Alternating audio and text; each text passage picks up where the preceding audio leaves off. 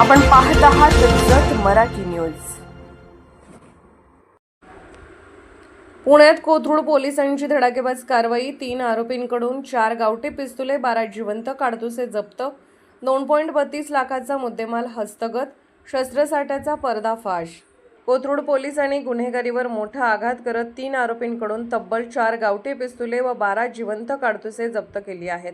या कारवाईत एक दुचाकीसह सुमारे 2,32,000 रुपयांचा मुद्देमाल हस्तगत करण्यात आला असून बेकायदेशीर शस्त्रसाठ्याचा मोठा पर्दाफाश झाला आहे। पोलिसांना मिळालेल्या गुप्त माहितीच्या आधारे 16 जून रोजी कोथरूड परिसरात सापळा रचण्यात आला। यावेळी संशयास्पद हालचाली करणाऱ्या 2 युवकांना ताब्यात घेऊन झडती घेतली असता त्यांच्या ताब्यातून एक गावठी पिस्तूल, 3 जिवंत काडतुसे आढळून आले। तपासादरम्यान या आरोपीकडून आणखी माहिती मिळाल्यानंतर त्यांच्या साथीदारालाही अटक करण्यात आली। त्याच्या ताब्यातून आणखी 3 गावठी पिस्तुले, 9 जिवंत काडतुसे जप्त करण्यात आली। अशा प्रकारे एकूण 4 पिस्तुले, 12 काडतुसे पोलिसांनी हस्तगत केली। या प्रकरणी कोथरूड पोलीस ठाण्यात गुन्हा दाखल करण्यात आला असून आरोपीविरुद्ध शस्त्र कायद्यान्वये कारवाई करण्यात आली आहे। जप्त करण्यात आलेल्या शस्त्राचा वापर कोणत्या गुन्हेगारी कृत्यासाठी होणार होता याचा तपास सुरू आहे।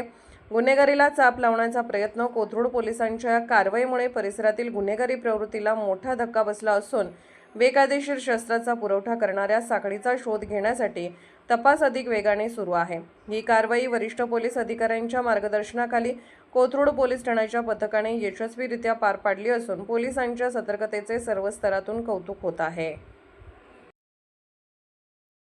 जत मराठी न्यूज चॅनलला लाईक करा, शेअर करा आणि सबस्क्राईब करा।